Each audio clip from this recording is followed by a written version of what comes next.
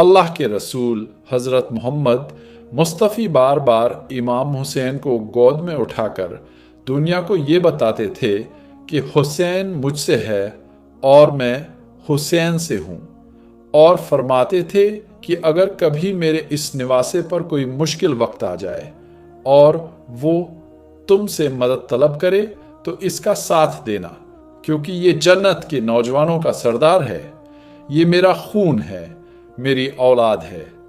लेकिन अफसोस, रसूलुल्लाह की रहलत को थोड़ा ही वक्त गुजरा था कि करबला के मैदान में एक तरफ 9 लाख का लश्कर था और दूसरी तरफ वो हुसैन जिन्हें अल्लाह के रसूल अपने कंधों पर सवार करते थे, अपने नाना की एमत को बार बार आवाज देकर कहते रहे, लोगो, मेरा रास्ता क्यों रोका जा रहा है?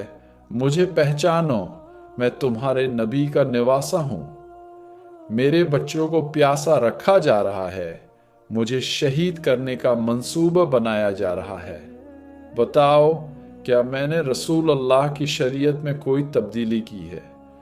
क्या मैंने किसी इंसान का हक खाया है, किसी पर जुल्म किया है?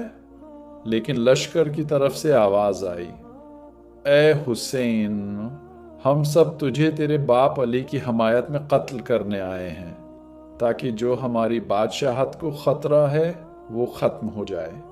इमाम हुसैन ने फरमाया, लोगो, आज इस्लाम की बका तुम्हारे हाथों में है। ये वही इस्लाम है जिसे मेरे बाबा अली ने बचाया था। याद रखना, अगर सफ़ीन में अली न होते तो इस्लाम की फतह मुमकिन न होती। रसूलुल्लाह ने अली का हाथ पकड़कर फरमाया था, जहां हक होगा वो अली होगा, और जहां अली होगा वहां हक होगा। लेकिन आज तुम इसी अली और उनके नवासे को चीर रहे हो। ये मंजर देखकर लश्कर के बाज जर्नील घबरा गए कि फौज में बगावत न हो जाए, लेकिन जुल्म की हद हो गई जब रसूल अल्लाह के नवासे पर हमला हुआ। इमाम हुसैन ने अल्लाह का नाम लिया और फिर तारीख गवाह है कि एक तरफ लाखों का लश्कर था और दूसरी तरफ 3 दिन का भौंका प्यासा हुसैन। ऐसी जंग न पहले देखी गई न बाद में। तना हुसैन यूं लड़ रहे थे कि बादशाहों के लश्कर पीछे हटते जा रहे थे।